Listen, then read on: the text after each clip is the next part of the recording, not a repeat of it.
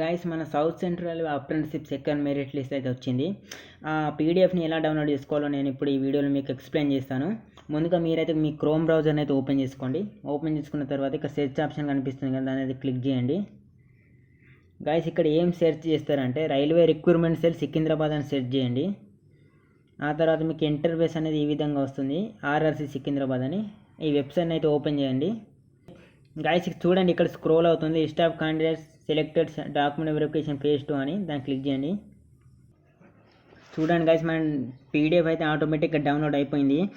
Guys ఇక్కడ చూడండి, railway recruitment cell date అయితే చూసుకోవచ్చు మీరు, 22కి అయితే వచ్చింది, జూలై.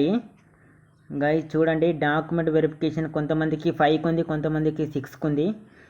చూడండి గైస్, వీళ్ళందరూ అయితే డాక్యుమెంట్ వెరిఫికేషన్ అయితే సెలెక్ట్ అయ్యారు. ఇదైతే లిస్ట్ అయితే మీరు చూసుకోండి, మీ పేరు ఉందో లేదో. గైస్ ఇక్కడ మీరు కిందికి రాగానే ఇక్కడ కట్ ఆఫ్ అయితే మెన్షన్ చేశారు. ఈ కట్ ఆఫ్ని ఇంకా చూసుకోండి ఒకసారి.